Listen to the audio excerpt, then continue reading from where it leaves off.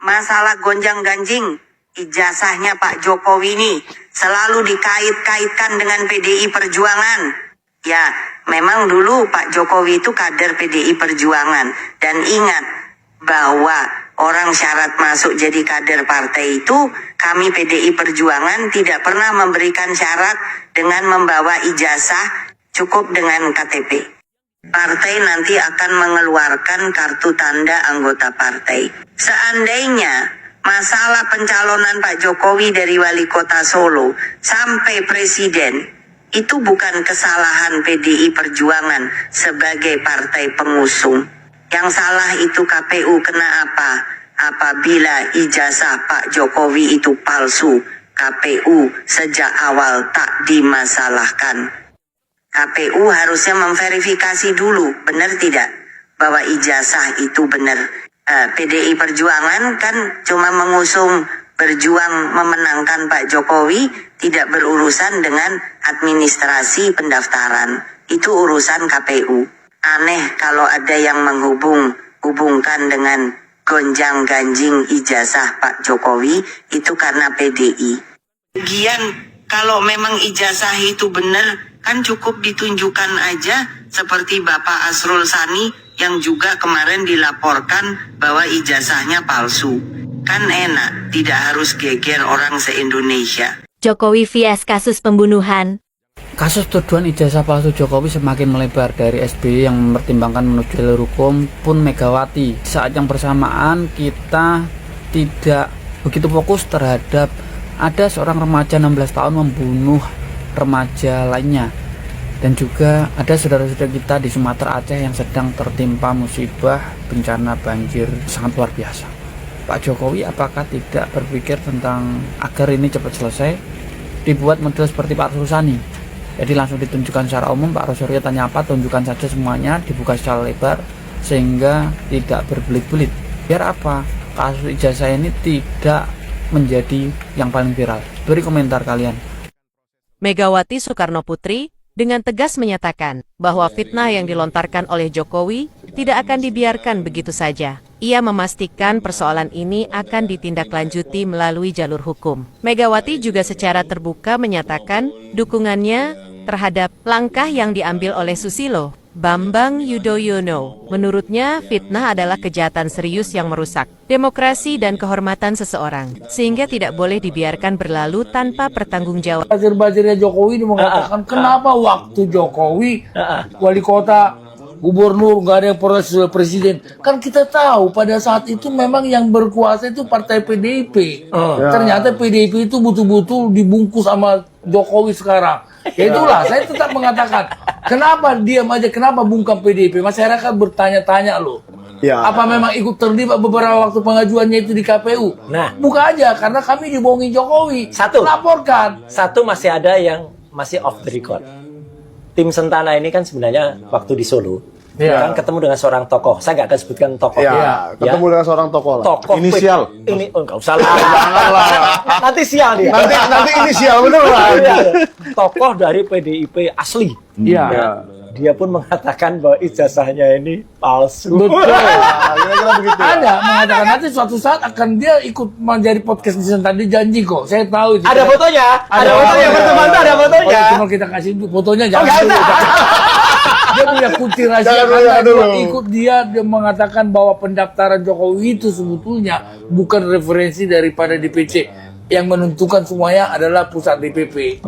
Ya, itu pilkada begitu, saya Pak. tidak bisa berbuat apa-apa, kata sumber yang dapat kami percaya itu loh. Sangat dipercaya.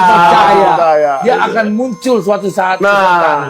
Kalau ini kabar terbaru, boleh jadi akan kian mempertegang, memperuncing, dan memperparah hubungan antara Pak Jokowi dengan pihak PDI Perjuangan. Ya, karena berita ini menuduh Pak Jokowi atau orang-orangnya Pak Jokowi mencetak ijazah Pak Jokowi itu di perapatan Matraman di Jalan Pramuka sana ya, daerah Matraman.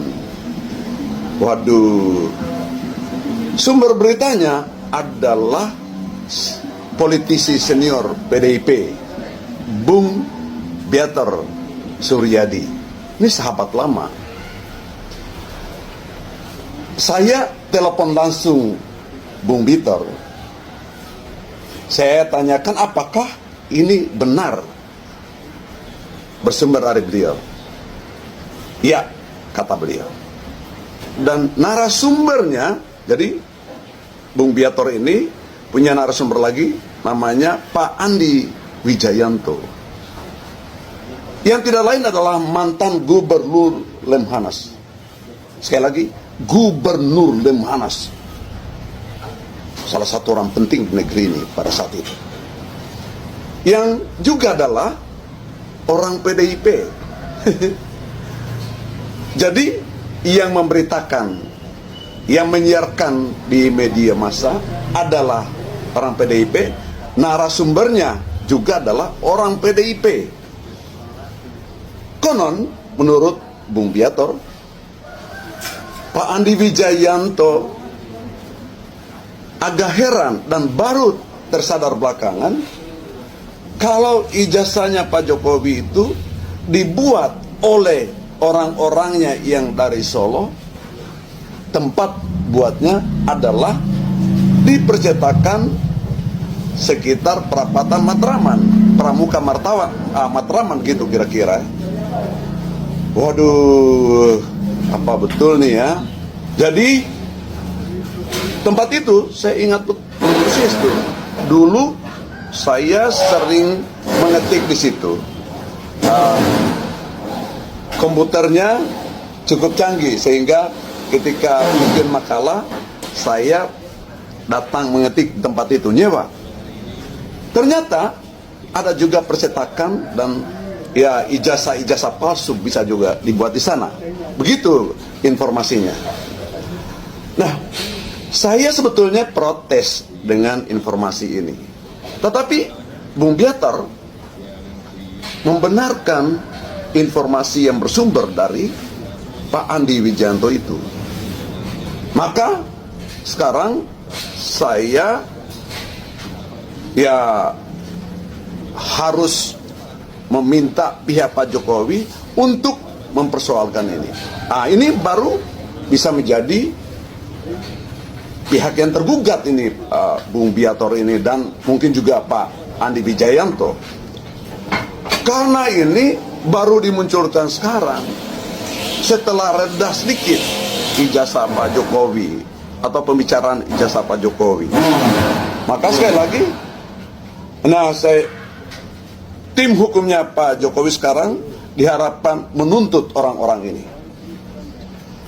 Karena ini seolah-olah tidak mau mengakhiri pembicaraan tentang ijazah Pak Jokowi. Itu yang pertama. Yang kedua, begitu bencinya orang-orang ini terhadap Pak Jokowi, dan memang kita bisa pahami ya, karena Pak Jokowi adalah orang yang dibesarkan oleh PDIP dan kemudian membelakangi PDIP di penghujung masa tugasnya sebagai presiden.